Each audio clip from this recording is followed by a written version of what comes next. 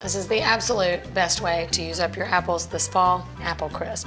I'm using Granny Smith apples for this. I love Granny Smiths when you're baking because their texture holds up, plus they're a little more tart, so they're not overly sweet when you add all the sugar and everything else. You want to peel and slice your apples.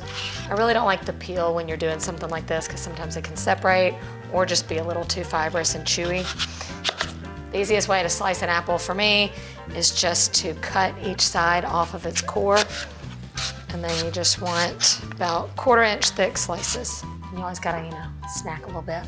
I'm just combining a little bit of lemon juice with just a little bit of water. That's gonna keep them from browning. You know the drill.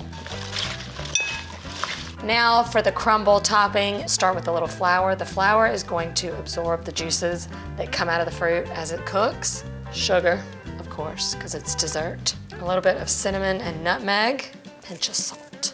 Give that a good mix, and then we're going to incorporate the butter. I've got the butter cubed up into small pieces. Gonna add the butter, not all at the same time. This recipe suggests using the mixer, but I like to feel the love. I think your hands are the perfect tool. You just want a crumbly mixture that is equal parts butter, sugar, and flour. What you're looking for is just some wet sand material. Everything just gets layered into a baking dish, and don't think it's too much. You absolutely cannot have too much topping in a crumble. I'm baking this at 375 degrees for about 45 minutes. Everything is going to be gooey and bubbly, and the crumble on top will be nice and golden brown. See you in a bit. This smells incredible.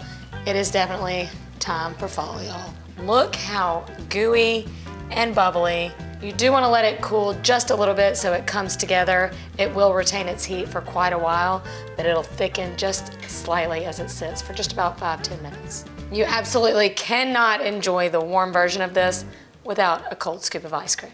The crunchy and the soft all in one bite equals the perfect bite.